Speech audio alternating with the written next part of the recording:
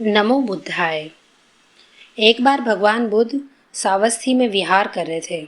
सावस्ती में संगारव ब्राह्मण भी वहीं पे रहता था और वह उसकी विचार था कि वह पानी से अपने आप को शुद्ध और पवित्र करने की धारणा रखता था और वो हर समय अभ्यास करता था और रात दिन स्नान करना ही उसकी आदत बन गई थी।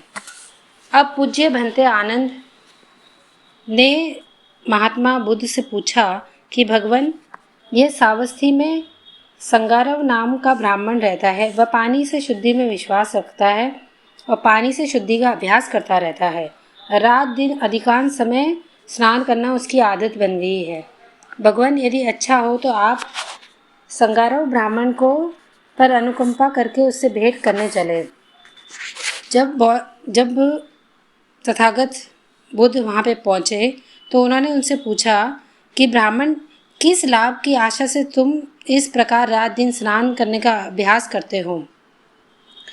ब्राह्मण ने जवाब दिया, इस तरह से दिन में मुझसे कोई भी पाप कर्म होता है तो मैं उसे उसी दिन सायंकाल स्नान द्वारा धो डालता हूँ। रात में मुझसे जो भी पाप कर्म होता है उसे मैं अगले दिन प्रातःकाल उठते ही स्नान करके धो डालता हूँ। इस प्रकार रात दिन स्नान करते रहने में मुझे यही लाभ दिखाई देता है। तब तथागत बुद्ध ने कहा कि एकमात्र धम्म ही वह जल स्रोत है जो स्वस्थ और निर्मल है। यहाँ अब जनसूत्रियों के गाता स्नान करने आते हैं तो उनके प्रत्येक अंग शुद्ध हो जाता है तथा वे दूसरे तट पे चले जाते हैं। महात्मा बुद्ध तथागत गौतम ये कह रहे हैं कि आप चाहे हरिद्वार जाके स्नान करें, चाहे कुंभ के मेले में जाके स्नान करें, आप कहीं काशी जाए स्नान करें, बाहरी शरीर को धोने का आपके पास आपके शुद्ध होने और आपके पाप कर्म मिटाने का कोई लाभ नहीं है। जब तक आप अंतर मन से शुद्ध नहीं होते हैं तब तक आप जितना मर्जी स्नान करें, जितना मर्जी रगड़ रगड़ के अपने शरीर को धोए, गंगा जल से धोए, किसी भी प्रकार से धोए, वो जल है और वो आपके शरीर की सफाई कर सकता है, आपके पाप कर्मों को नहीं धो सकता। अगर जल से पाप कर्म धुल जाते तो जिस अवस्था में संसार है, जहाँ लोग सारे जा के गंगा जी में स्नान करके आते हैं और पाप अपने धो के आते हैं, तो क्या वो सारे पुण्य आत्मा बन गए? अगर सभी इस तरीके से वहाँ पे स्नान करके आते हैं और सभी पुण्य आत्मा है तो भारत इस वक्त एक बहुत ही आध्यात्मिक देश होना चाहिए था। यहाँ का बच्चा बच्चा अध्यात्मक से जुड़ा हुआ होना चाहिए था, पुण्य आत्मा होना चाहिए था। पर यहाँ पे महात्मा बुद्ध की ये बात बिल्कुल सच साबित होती है कि नहाए धोए से हरि नहीं मिलते। ये कबीर जी ने कहा है कि नहाए धोए से हरि नहीं मिलते। अगर नहाने धोने से हरि मिलता तो मैं नहाऊं 100 बार। तो नहाने धोने से लगातार नहाने धोने से भी कुछ फ़ायदा नहीं होता है। इसलिए आप धम्म कोई धर्म नहीं है, धम्म एक शिक्षा है।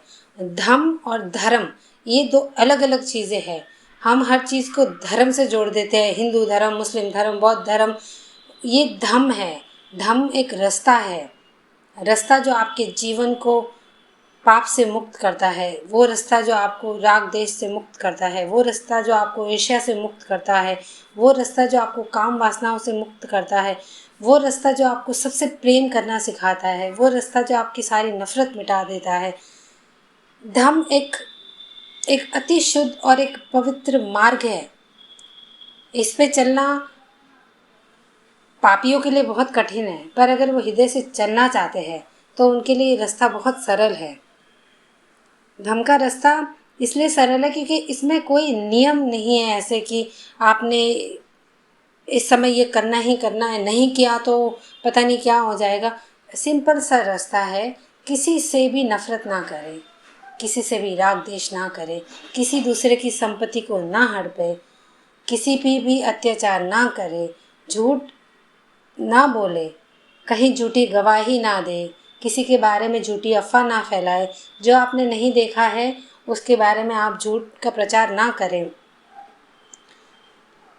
बौद्ध धर्म का ये पहला नियम है कि आप सिर्फ झूठ बोलना छोड़ें। आप अपने दिल में जो अपार नफ़रत को भर के बैठे हैं दूसरों के प्रति, छोटी छोटी चीज़ों को लेके, छोटी छोटी सी चीज़ों को लेके आप इतनी नफ़रत कर बैठते हैं, हत्या कर बैठते हैं, उसको मिटाने का एकमात्र यही एक रास्ता है। क्योंकि हमने देख लिया है कि हर धर्म में दूसरे पे आश्रित है। कोई कोई धर्म आपको सिर्फ हत्या करने के लिए उकसाता है, तो कोई धर्म आपको दूसरे पे आश्रित होने के लिए, कि दूसरे के ऊपर आप किसी तरीके से आप पाप करें पुण्य करें, पर आप दूसरे के ऊपर किसी भी प्रतीक हो, मूर्ति हो, उसके ऊपर आप आश्रित हो जाते हैं। पर बौद्ध धर्म एक ऐसा रास्ता है जो ये कहता है कि आपने जो भी किया उसका परिणाम सिर्फ आपके पास आपने ही भुगतना है, कोई भी उसे ठीक नहीं कर सकता। आपने पुण्य किया है तो आपके पुण्य लाभ को कोई भी आपके पास आने से नहीं रोक सकता।